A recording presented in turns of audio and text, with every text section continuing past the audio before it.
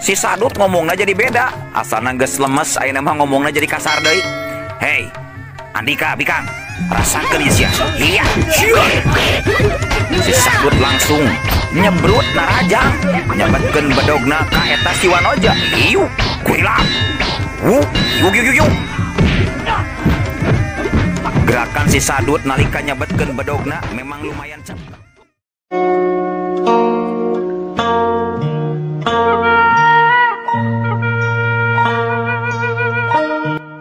Assalamualaikum warahmatullahi wabarakatuh. Wadia balad ATE official di mana wae ayana. Alhamdulillah wa syukru ala ni'amillah. Urang sadayana tiasa petepang deui dina acara anu matuh kamemet urang sadayana nyaeta dina pagelaran dongeng Sunda jejer carita si Getih. Ayeuna kantun bagian anu ka-25 na. Teu karawasnya parantos 25 deui. Atuh sumangga kanu teu acan subscribe, gera subscribe heula, ngarah langkung pogor sareng semangat kasih mamang anu ngadongengna. Di like sareng di komenan soknya kayak mamang dibacaan sok resep teh hari macaan komen-komen ti para netizen sareng kadang mitra pecinta dongeng Sunda.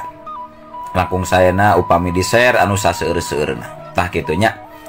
Ieu dongeng si Getih teh mangrupikeun karangan ti Kang Rudiansah ti Palihan Garut. Ngaturkeun nuhun ka Kang Rudiansahnya. Atuh ngarah teh nyangkolong tingkana waktos sumangga urang lajengkeun deui ieu dongeng Sunda si Getih. Kumaha jucungna ting. Ayo sor cikopina benying simbutna pageuhan heula tali kolorna bisi bucat tempat dundung des.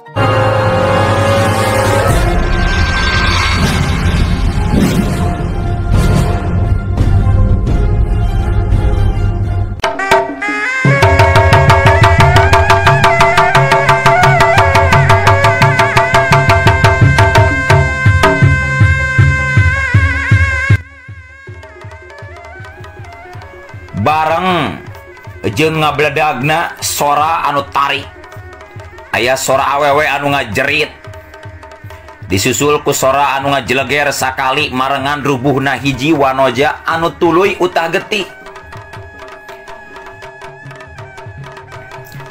Para mitra sadayana, saha atuh eta Wanoja anu ngajerit teh? Horeng, si mana horeng? Eta teh Nyi Hanung Dewi geuningan anu geus rela ngorbankeun nyawana pikeun nyalametkeun jiwana Kartiwa anu kaancam bahaya jiwana diserang ku ajian raga malelana bogana Sakarwati. Harita Sakarwati gancang ngagorowok, Cihanung!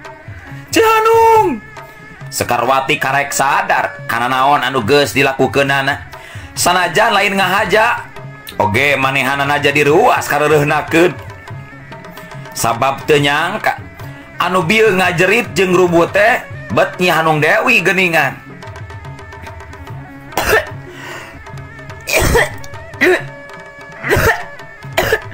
Sekarwati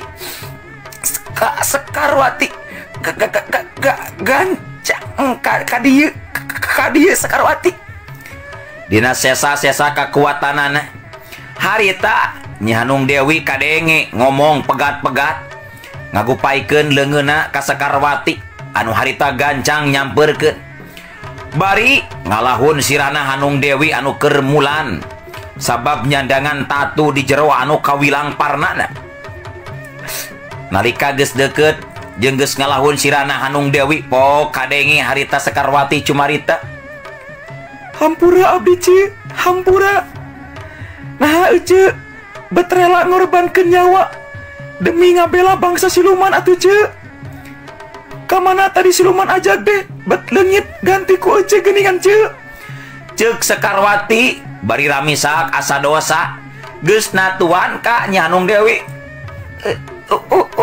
Ulah nyebut si siluman deui Sakarwati. Ulah sabab anu tadi teh lain siluman tapi eta teh Kang Kartiwa salaki ece. oge dulur Sekar Wati anu ayeuna eta Kartiwa jiwa na keur aya anu ngap ngadalikeun ku bangsat lain, bangsa siluman sakali deui hampura Sekar Wati kamari bohong Sekar Wati teu ngabejakeun anu benerna sabab Sekar Wati biada lain bibisi tambah langsa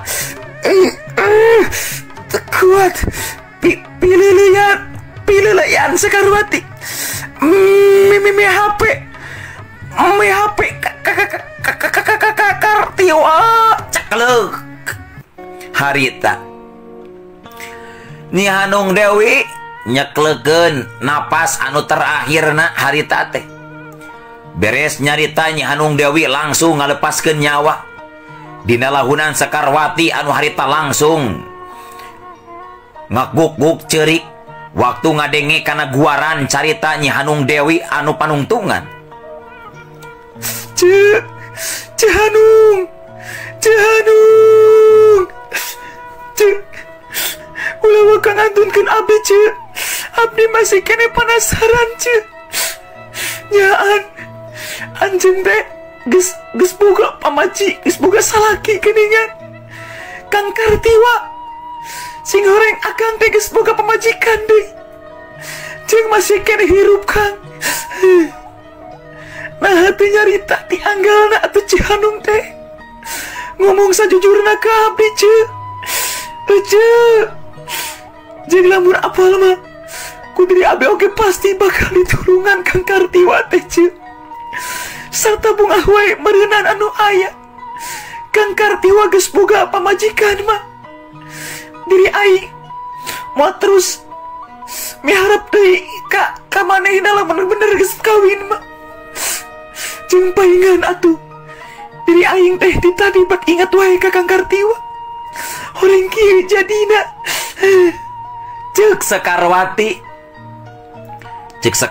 anu peuting harita jadi ngumbar ka sedih teu nyangka sacongobuk oge yen Nyi Hanung Dewi teh geuningan pamajikanna Kartiwa sarta karek sadar yen tadi teh memang bener Kartiwa anu keur diteangan ku dirina anu geus robah wujud jadi siluman aja bodas.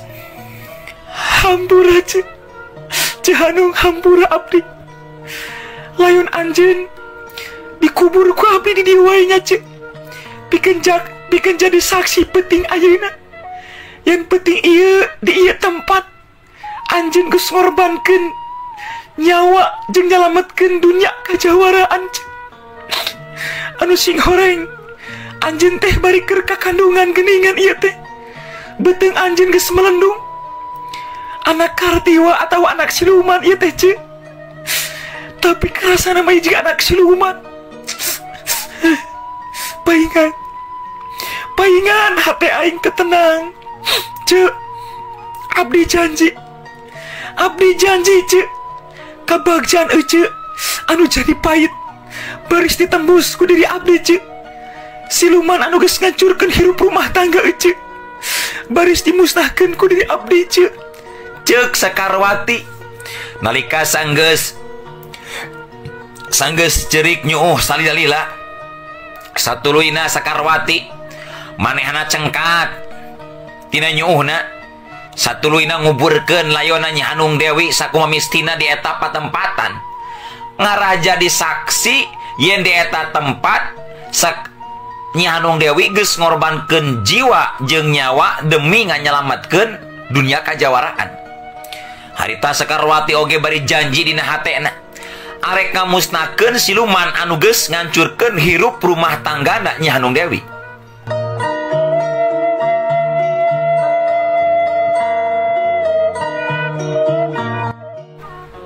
harita Sekarwati sanggeus beres mulasara layon Nyi Hanung Dewi, manehanana langsung asup deui ka jero imah. Tapi pas Sekarwati asup deui ka jero imah, harita teh maksud arek neang kayan Raden Turanggaji Purba di jero imah leutik. Tetela Raden Turanggaji Purba kasampak geus eueuh di tempatna, duka teuing ka mana jeung saha anu geus mawakna.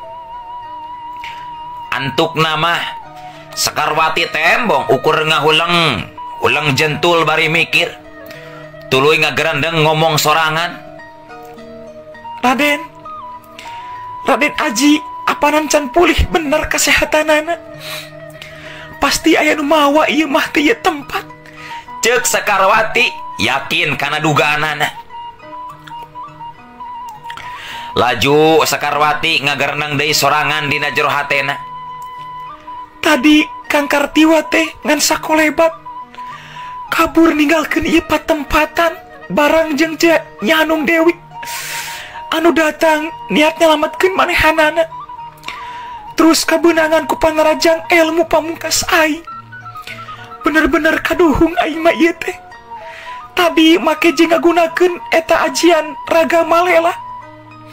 Jadi weh Nyi Hanung Dewi anu cilaka kahantem katarajangku ajian Raga Malela aing. Ari sabab rek jalma rek siluman oge tetep moal kuateun pikeun nadahan eta ajian. Jeung ayeuna Kang Turanggaji Purba pasti bakal salamet jigana mah dibawa ku hiji jalma kalawan niat hade ku manehanana meureun. Sarta ayeuna Kang Kartiwa anu leuwih ti heula kudu ditayangan dipaluruh laratana ku diri aing, turut kapanggih laratanana ku diri aing, pulih deui kasadaranana kukuring rek dibalikeun kasadaranana sakobehara-behara deui sugan bisa. Ceuk Sekarwati harita bari gancang kaluar deui ti jero imah, jeung teu poho terus pamitan heula hareupeun gundukan taneuh beureum nyaeta kuburan Nyi Hanung Dewi. Abdi ceuk ayeuna saja pamit ka euceuk, sing tenang di alam baka cek. Sarta abdi janji ka euceuk, janji di harapan kuburan euceuk abdi baris males kanyeri ka siluman anu geus ngancurkeun hirup rumah tangga euceuk. Ceuk Sekarwati bari terus ninggalkeun eta patempatan henteu kungsi sare deui harita teh, malah nepi ka wanci beurang oge Sekarwati terus anjog ka hiji pilemuran sarta kajurung kurasa lapar meureunan. Beteungna kukurubukan menta hayang dieusian.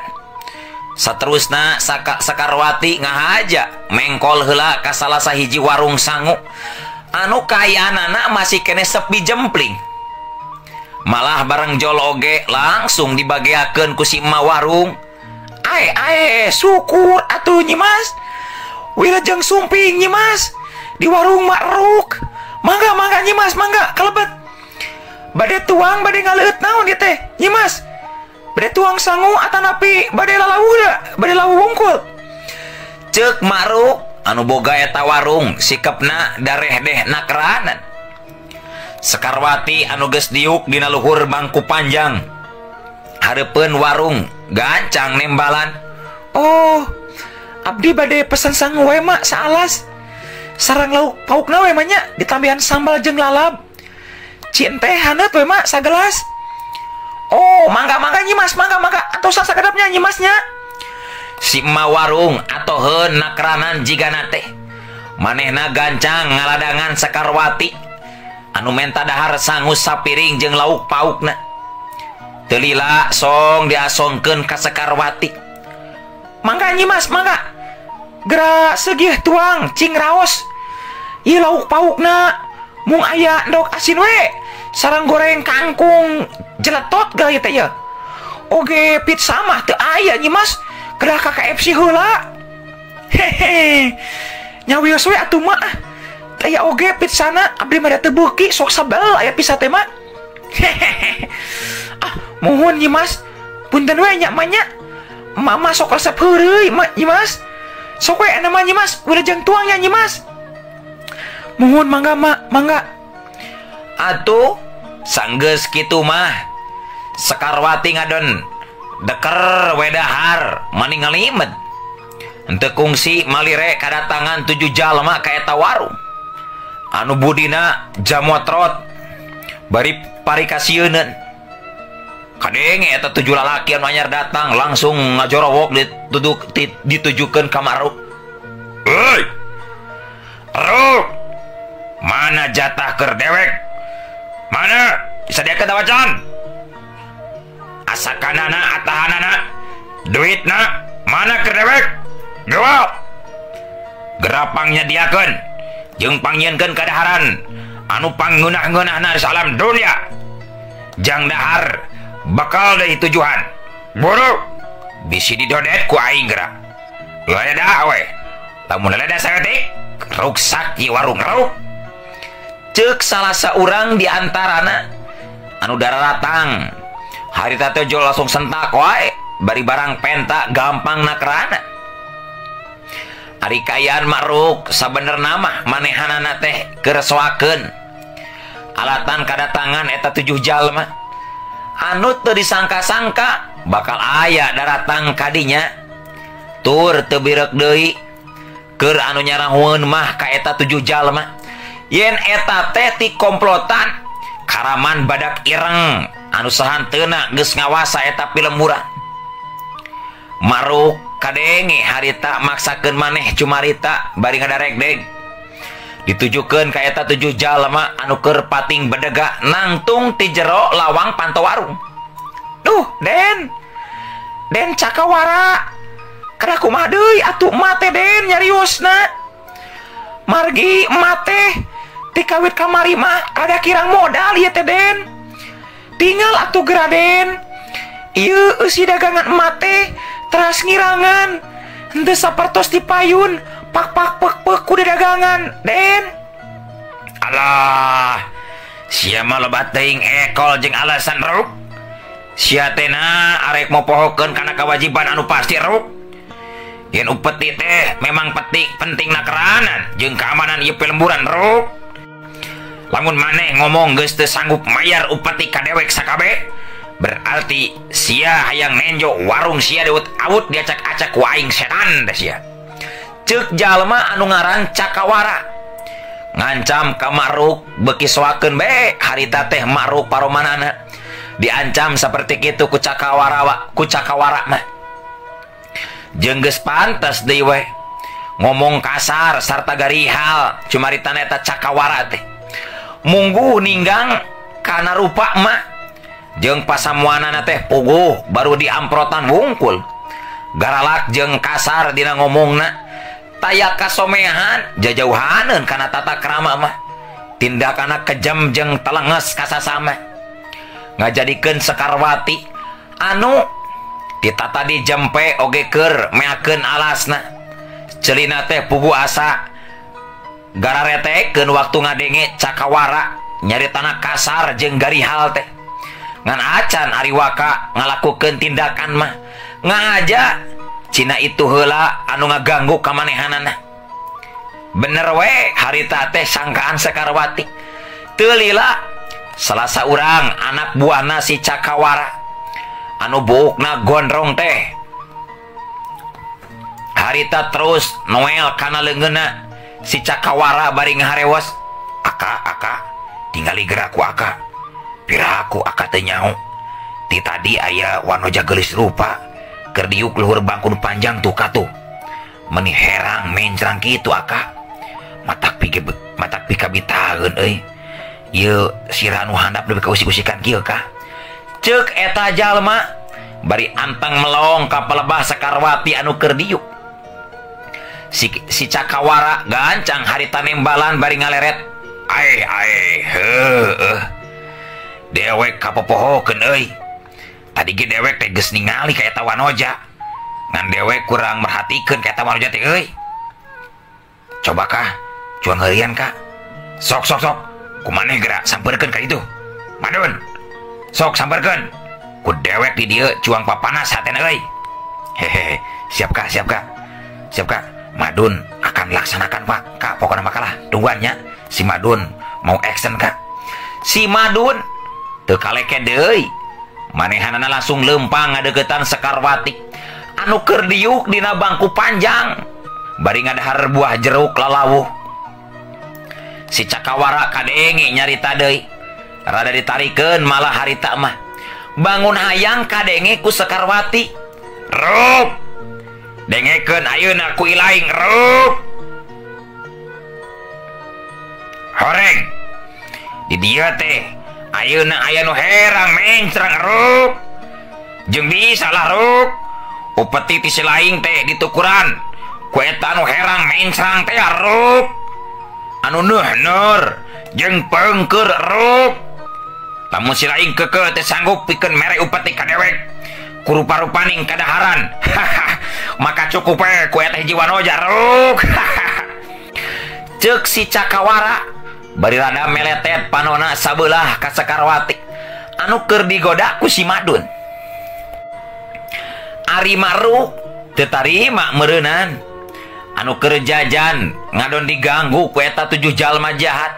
Pok Maruk ngomong, "Aduh Aden, teu kenging ngaganggu anu nuju jajan di warung emak tuh Aden. Bilih langkung sepi we ieu warung emak teh Aden. Cing karunya ka emak Aden." Ceuk Maruk semu ngalimba. Keur kitu kadenge Sekarwati kakarak ngomong, sanajan ti tadi aya anu ngagoda oge tetep tagen dina tempatna. "Keun emak, maranehna cina ngaganggu ka abdi mak. Tibatan jadi bara main mah punta-penta bari maksa apanan eueuh ka era leres teu mak." Pokna Sekarwati nyaritana ngahaja semu ngahina jeung ngahampas kasih kasih Cakawara katut anak-anak buahna. Sedangkeun Maruk waktu ngadengi Sekarwati nyarita kitu teh nambahan rasa karuasna. Sabab wanoja pantar Sekarwati bet wani ngahina ngahampas basa ka eta 7 jalma anu sakitu garang jeung barangasanana tindakanana. Burileng si Cakawara ngaburileng panona ka Sekarwati. Hatena ngarasa teu genah meureunan waktu dihina basa ku Sekarwati seperti kitu. Ngomong naon cina Madun euy? Sungutna teu bisa dijaga geulis-geulis teh. Bawel edan pisan eta bikang teh euy. Hayo Madun, towe eta bujurna Madun. Jigana resep ieu lamun ditowel ku aing ieu. Sok-sok toel Madun toel. Jika nu hayang dikekepan ieu maka euy. Sok kekepan Madun, kekepan. Si Madun jol burial buncelik panona harita teh waktu keur seuri sabab irungna ngadadak eungap lantaran jol aya sikis salak nyarelap dina liang irungna katambah aya jeruk jol nembus kana sungutna anu keur calangap. Madun kunaon ilaing Madun? Si Cakawara gancang nyamperkeun ka si Madun anu pakupis ngalaanan sikis salak jeung jeruk anu nyelap dina liang irung jeung bahamna. Puas bah haram jadah pasti bikang eta ya anu geus ngabebeskeun sikis salak kana irung aing teh Kang euy jeung jeruk kana baham ieu meuni pait dasar haram jadah teh kurang ajar cuah. Ceuk si Madun manehanana mencerong ka Sekarwati anu teu ingkah di tempat diukna anteng keur ngadahar salak. "Kade aka kade eta wanoja teh tetela lain wanoja sambarangan geuningan aka." Ceuk si Madun rada hati-hati mere beja ka si Cakawara ngarah teu paradu dina ngalakukeun tindakan. Sabab si Madun oge bisa suwurti yen wanoja anu ayeuna keur diuk dina bangku panjang teh memang lain wanoja sembarangan, tapi hiji wanoja anu memang ngarti kana ilmu bela diri. Cicing euy, cicing Madun sia. Ku dewek ayeuna cuang tanya eta wanoja teh. Urang mana cenah eta wanoja teh? Hayang apal dewek mah yeuh. Ceuk si Cakawara bari ngalengkah maju ka hareup nyamperkeun ka palebah Sekarwati. Geus deukeut pok tumanya. Nyai. Saha ngaran teh ha? jeung ti mana asal Nyai teh? Sarta ka hade kudu hati-hati Nyai ya. Nyai ulah gagabah dina cara ngomong jeung ngalakukeun tindakan di patempatan Nyai. Sabab Nyai bisi cilaka. Sabab dalah jawara lalaki oge atawa jalema nu anyar pinangge anu pareng ngaliwat ka ieu pilemburan. Mungguh taya anu kawani papedeng kaengan mamer-mamerkeun ilmu di hareupeun dewek leuleuh. Komo deui ieu pantar bikang nahabat wani pamer ilmu di hareupeun dewek di patempatan. Cuah deui. Ceuk si Cakawara setengah ngingetan jeung ngancam ka Sekarwati sangkan ulah gagabah ngalakukeun tindakan di eta patempatan.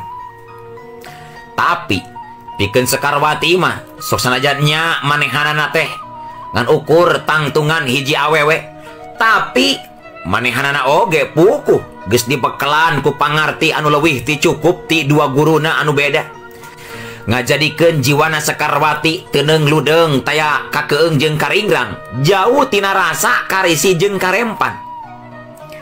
Bari seuri leutik Sekarwati kadenge tuluy cumarita ditujukeun ka eta 7 jalma. Wanohkeun ngaran aing Sekarwati. Jeung aing ayeuna cicing di lembur teh lain harti arek mamerkeun ilmu deuleu. Oge lain arek nyieun gara-gara jeung aranjeun tujuan. Tapi aing mah cicing di lembur teh ngahaja keureuh di warung sabari keur dahar. Sarta aing ayeuna daharna oge lain karena mentas seperti Arandika tujuan, tapi bari meuli jeung rek mayar kieu oge deuleu. Sabab aing mah masih kene boga hate jeung duit. Teu kawas Arandika sakabehan, teu boga perasaan jeung mariskin jigana mah. Gaweana ngukur punta-penta pujak pajak we wungkul. Pokna Sekarwati tandes sarta ngahaja semu ngahina ngahampas ka eta 7 jalma. Si Cakawara harita ngadenge omongan Sekarwati seperti kitu, manehana ngadon ngadadak suri meuni nyakakak. Oh, Sekarwati nya ngaran teh hade atuh hade. Hade ngaran teh euy saimbang jeung rupa ngan hanjakal eta sungut teh nahabat teu dijaga. Telebar ku nyawa siga teh ilaing mah. Telebar ku nyawa ilaing teh. Bet wani nyarita kitu hareupeun dewek Segarupa deuleu setan sia, kurang ajar. Anu kudu dijaga mah bibir Andika deuleu, Cakawara. Teu era ngadon menta dahar ka ieu warung. Teu boga ka era ilaing mah anjeunna. Dasar para jurit teh telo sia, Cakawara. Aka tong diajak ngomong wae nu kieu patut maka pira kadar pangawakan bikang laka. Kumaha jagona oge bikang moal jago kawasa laki. Hayu Aka, urang tindak ieu mangkluk teh ulah diajak wae ngomong ka. Ceuk si Madun keseleun jika nama hayang buru-buru ningali Sekarwati ditindak. Sok kainya Madun, cobaan heula ku Andika jajal pangarti eta bikang teh. Dewek hayang nyaho nepi ka mana cenah pangartina eta mangkluk teh. Hei Sekarwati, geras saya ke diri Andika bikin yang harapan balat-balat dewek hiji lawan hiji. Kumaha sanggup Andika Sekarwati? Jeung Andika kudu nyaho Sekarwati yen kula ti anggota karaman badak irang deuleu anu cadur rubuh ku musuh ragrag kudu jadi lawan. Komo deui ieu ku pantar bikang seperti Andika cadu kudu eleh mah Sekarwati. Nu aya Andika Sekarwati engke bakal ngalaman dikekepan ku diri akang anu gagah pertentang.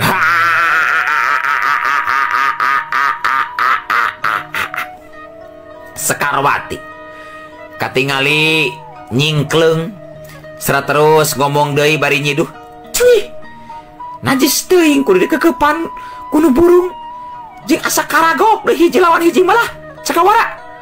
Leuwih hade ayeuna kabeh langsung maju deuleu. Ngarah teu mubah waktu ya. Ieu tanaga menang mayar deuleu, ceuk Sekarwati. Si Madun harita manehana beuki panasareun wae langsung serepet mesat bedogna anu nyolegreng dina cangkeng netep seket ka Sekarwati bari pok ngomong ngancam. Tingali Sekarwati, iya bedog teh bakal nigas beheungan di ka Sekarwati. Teu kudu wakah hayang dirempuk kulobaan di Sekarwati. Lawan heula we akang ye, lawan. Oh, sok atuh. Geram maju adi ka Madun. Manyun sia teh. Ari bakal mampu mah nigaskeun eta bedog kana badan kuring. Sok geram majuan. Hei, Sekarwati. Ngaran dewek mah Madun deuleu. Koplak pisan adika disebut majun ngambek indung aing ye. Anu geus mitrahana sia. Rasakeun sia, Sekarwati. Yup. Jawa.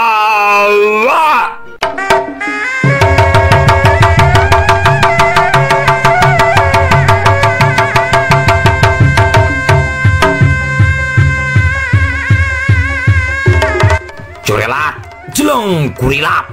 Si Madun ilang kasabaranana, langsung luncat maju narajang ka Sekarwati, nyabetkeun bedogna anu nuju kana beheungna Sekarwati.